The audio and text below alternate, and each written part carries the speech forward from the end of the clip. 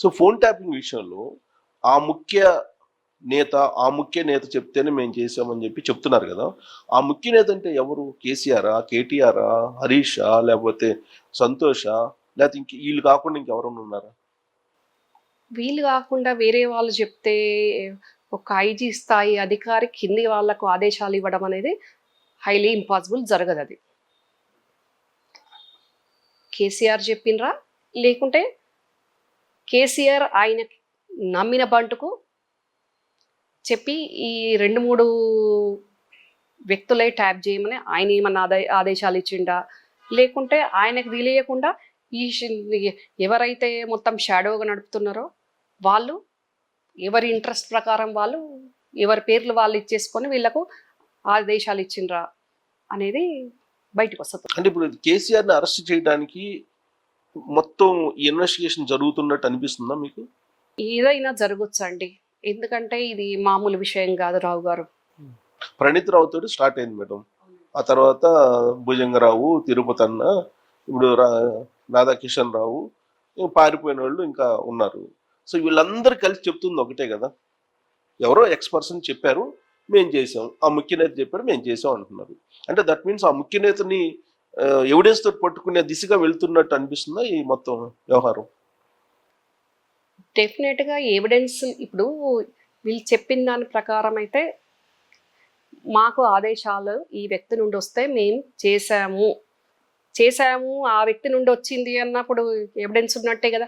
Evidence means ఏమన్నా bond paper మీద రాసియాలన్నా వీళ్ళకి ట్యాప్ చేయండి అని, లేదంటే ఈయన ఫోన్ మాట్లాడి ఎవరైతే ట్యాప్ చేయమని చెప్పినరో మెయిన్ కీ రోల్ లీడరు ఆయనే ప్రభాకర్ రావు గారక XYZ ఎవరికి చెప్పినో ఆ ఫోన్లో ఏమైనా ఎవిడెన్స్ ఉంటేనే ఆయన చేయించినట్ట ఏ రకంగా నాకు అదే అర్థం కాదు. ఇప్పుడు ఎవిడెన్స్ అయితే లేదు కదా, మొత్తం ధ్వంసం చేశారు కదా ఎవిడెన్స్.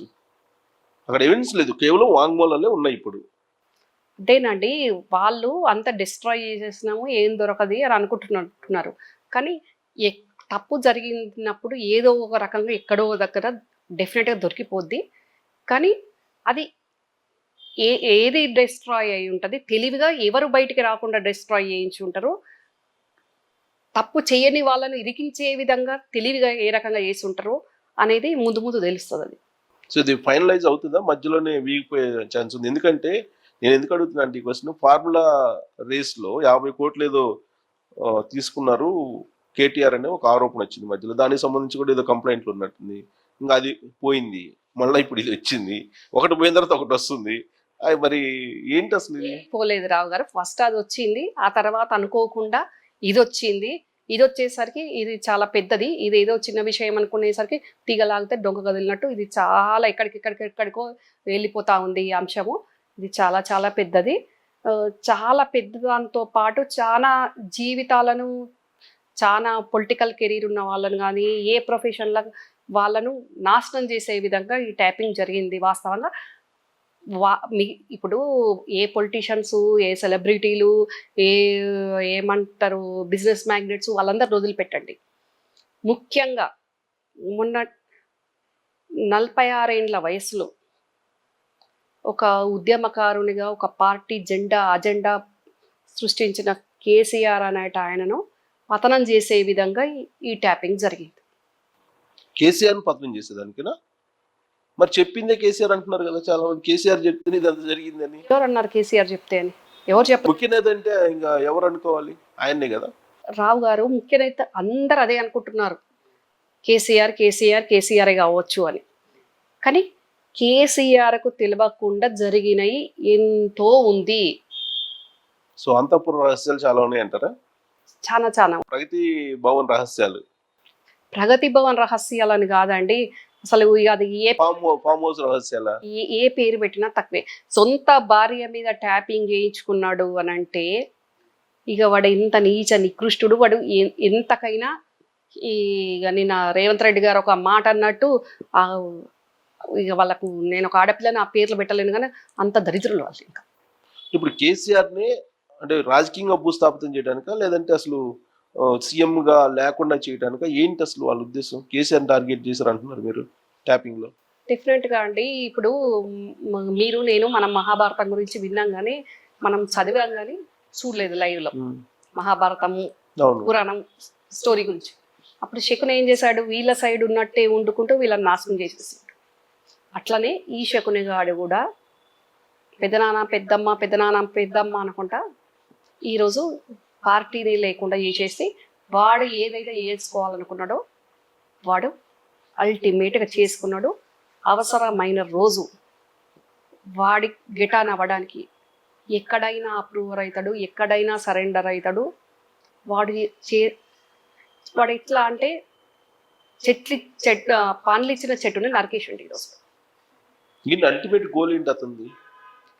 అల్టిమేట్ గోల్ ఏంటంటే ఈ సామ్రాజ్యాన్ని కూల్చేస్తారు మీరు అన్నట్టు, మరి అతనికి ఏదో ఉండాలి కదా. డెఫినెట్ గా అదే చెప్తున్నా కదండి, వాడి గోల్ కూడా సీఎం గోలే ఉండేనండి రావు గారు. వాడి గోల్ కూడా సీఎంఏ. అందరికి ఇప్పుడు తెలియని విషయం మీకు కానీ ప్రజలకు కానివ్వండి, ఈవెన్ మా రేవంత్ రెడ్డి గారు కూడా ఊహించి ఉండకపోవచ్చు. బీఆర్ఎస్ పార్టీ రావద్దు అని అనుకున్న ఏకైక వ్యక్తే శకుని గాడు. గవర్నమెంట్ రావద్దు ఈ టర్ము అని అనుకున్న ఏకైక వ్యక్తే శకుని గాడు. ఎవరైనా ఆ పార్టీలో ఉన్న వాళ్ళు మా ప్రభుత్వం రావాలి అని అనుకుంటారు. వాడొక్కడు తప్ప ప్రతి ఒక్కరు మళ్ళీ మేమే వస్తాము అన్న ధీమాల వాళ్ళు ఉన్నారు. ఈ ట్యాపింగ్ చేసిన వాళ్ళు కానీ అందరు కూడా లీడర్లు కానీ కుటుంబ సభ్యులు కానీ ఎవరైనా మళ్ళీ బీఆర్ఎస్ ఫామ్ చేస్తుంది అని అనుకున్నారు. కానీ ఈ ఒక వ్యక్తి బీఆర్ఎస్ రావద్దు అని, దానికి ఎందుకు అని అంటే అది కూడా చెప్తాను రావు గారు. థర్డ్ టైం బీఆర్ఎస్ వస్తే డెఫినెట్గా కేటీఆర్ సీఎం అవుతాడు. కేటీఆర్ సీఎం అయితే ఫస్ట్ మెడల్ కట్టి బయటికి పోయే వ్యక్తే ఈ శకుని గాడు. ఏది ఉండదు కాబట్టి పార్టీ లేకుండా చేసేస్తే బెటర్ అని.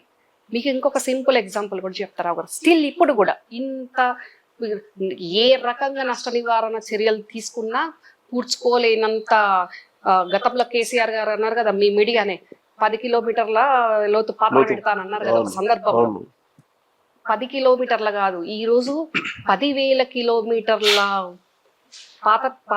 పాత్ర పడ్డది రోజు పార్టీ. ఆ పని చేసిందంతా ఎవరి వల్ల? విడి వల్ల కాదా? అయినా కూడా ఇప్పటికీ ఇంకా నేను ఎందుకు కేసీఆర్ ధృతరాష్ట్రుడు అంటే అప్పటి మహాభారతంలో ధృతరాష్ట్రుడు కళ్ళకు గంతలు కట్టుకున్నాడు. ఇప్పుడు మా బాబాయ్ అయిన ధృతరాష్ట్రుడు కళ్ళకు గంతలు లేకున్నా కళ్ళకు గంతలు కట్టుకున్న ధృతరాష్ట్రుడిలానే ఉంది.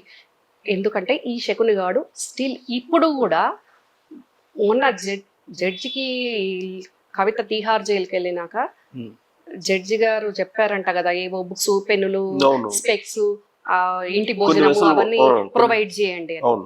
2 days నుంచి అవి ప్రొవైడ్ కావట్లేదు అనేది తెలుస్తుంది. లేదు పెద్ద నాన్న అంతా బాగుంది, కవితని చాలా బాగా చూసుకుంటున్నారు, అన్ని అరేంజ్మెంట్ చేసి పెట్టేసినాం, చాలా మంచిగా ఉంది, అసలు ఏమి ఇబ్బంది లేదు, అక్కడ రాజదర్పం నడుస్తుందని ఇప్పటికి కూడా ఆయన భ్రమంలోనే పెడుతున్నారు.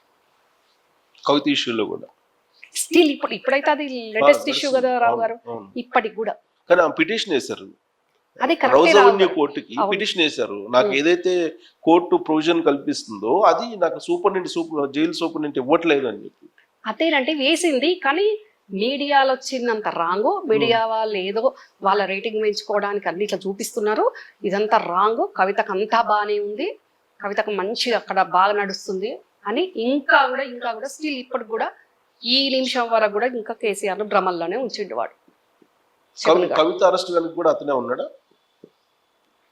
కవిత అరెస్ట్ అయిందండి. కవితను ఒక ప్లాండ్ గా ఆ స్కామ్ లకు దింపిందే వాడు కదండి. ఇప్పుడు రావు గారు దానికి ఎగ్జాంపుల్, ఇక్కడ టానిక్ ఎవరిది? సంతోష్ గాడిది. ఆ అంశం నేను చెప్పేంత వరకు ఆ టానిక్ సంతోష్ గాడిది అనేది ఎవరికి తెలియదు. అందరు కేటీఆర్ అనుకున్నారు. టానిక్ అంటే కేటీఆర్, ఫారెన్ లిక్కర్ ఉండేసరికి కేటీఆర్ అనుకున్నారు. నేను కొన్ని మీడియా వాళ్ళకు అది మీరు కేటీఆర్ అనుకుంటున్నారు, కేటీఆర్ కాదు అది సంతోష్ గాడిది, వాడి టీం వాళ్ళది అని నేను చెప్పాను. చెప్పినాక తెలుసుకున్నారు. ఇప్పుడు ఒక లైసెన్స్ మీద 11 షాపులు నడిచినాయి అనేది మనకు తెలిసింది.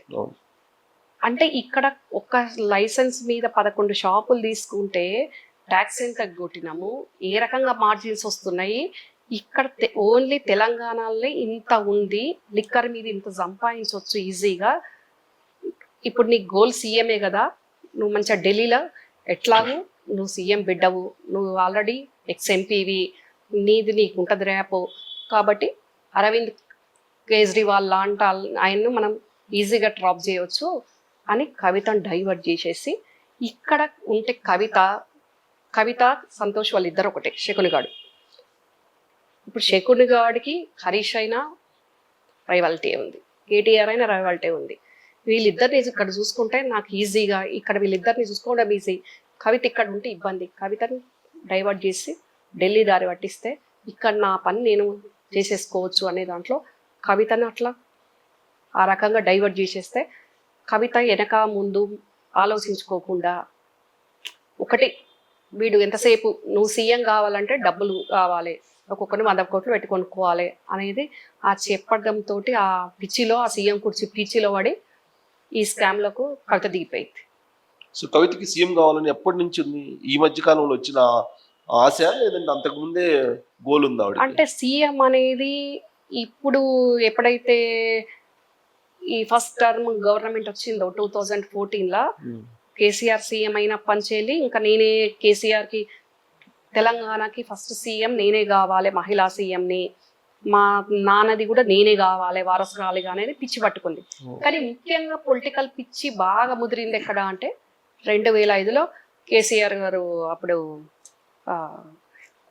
లేబర్ యూనియన్ మినిస్టర్ అయినప్పుడు, సెంట్రల్ మినిస్టర్ అయినప్పుడు అక్కడ చూసి అప్పటి నుంచి స్టార్ట్ అయింది కరెక్ట్.